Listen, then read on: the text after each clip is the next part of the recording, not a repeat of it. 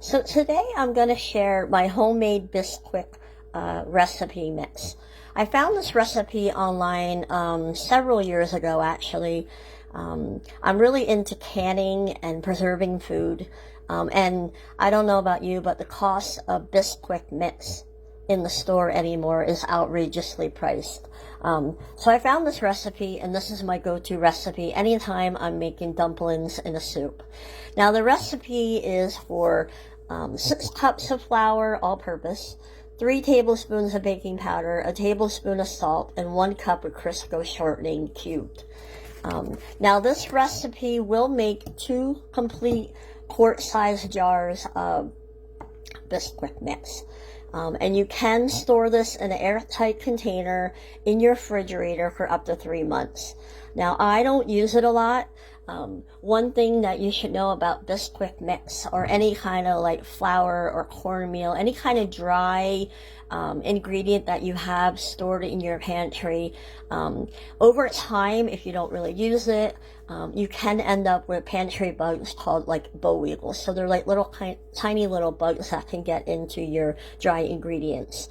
I store my flour, I buy it in bulk, I vacuum seal it into bigger bags.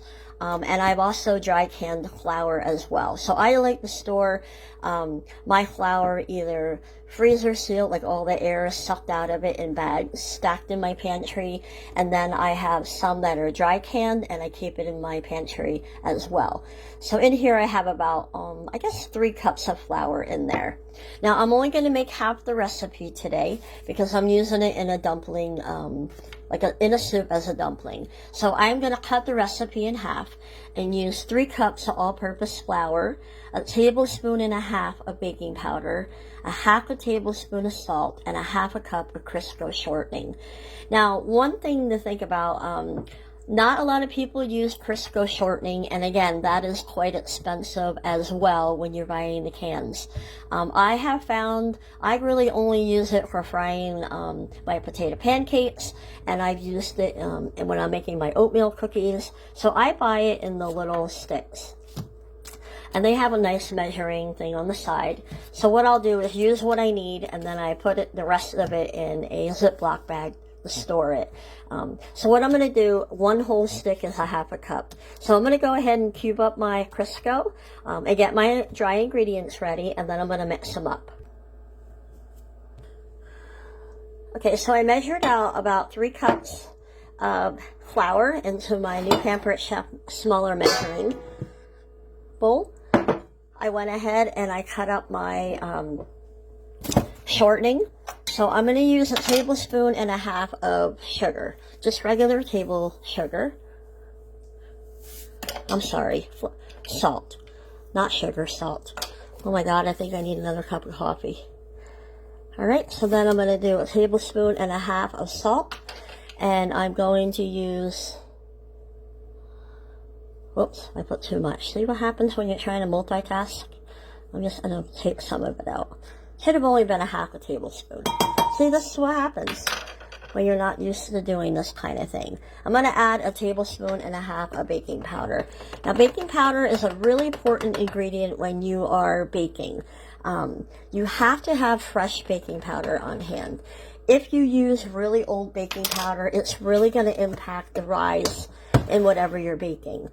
So if you're making a homemade cake or biscuits, any kind of a recipe that's on even a bread that you're using baking powder in, even cookies, if you're making them homemade, if you have old baking powder, your stuff is not going to rise. So it's a really important ingredient to have in your pantry, but you need to make sure that you keep it fresh.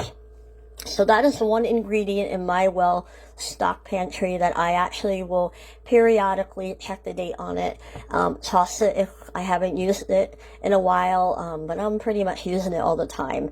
And I do buy my baking powder in bulk. I know at the start of the pandemic, things were a little bit crazy with ingredients, and luckily I had a well-stocked pantry. All right, so I'm going to go ahead and mix these together. Alright, so I have everything in my bowl, and I'm going to use my hand mixer. Now, I have a really old-fashioned hand mixer. I don't have any of those newfangled KitchenAid mixers. So you can put it in there, you can put it in a food processor. Really, if you're really in a pinch, you can probably put it in a blender as well.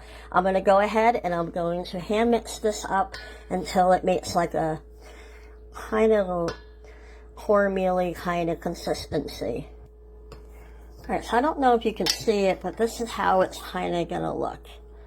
It's going to look like a thick, powdery substance, and it's going to have a little bit of weight to it. So what I'm going to do now is I'm going to reuse my canning jar, because I know I'm going to be using this in a day or so. If I weren't going to be using it within a day or so, I would definitely use a sterilized canning jar and put my seal on it and my lid and then put it in the refrigerator. Like I said, it can hold up in the refrigerator for 3 months, but I'm going to use it right away. So I'm going to actually use my canning funnel. I use this whenever I'm canning to put my product in my sterilized jars, and I'm going to add it to my jar. Okay, as you can see, I have a little bit left over. I'm just going to toss that. It's not going to fit in my jar. So it made over probably about 3 cups, and I would say there's about a 1/4 cup left over. So I'm going to go ahead and put my lid on this. Now what I do, I'm old school. Anytime I'm doing anything with my canning jars, I usually will mark them. This one this morning I kind of just made up for this video, adding my flour in there. But what I would do is I would put on top of it Bisquik mix, and I always put the date of whenever I am making anything on there. Now I will go ahead and put this in the refrigerator. Now if you're going to make biscuits, dumplings rather, I'm sorry. For the dumpling, all you're going to need to do is use 2 cups of this mix, and then add 2/3 cup of milk and stir until a soft dough forms.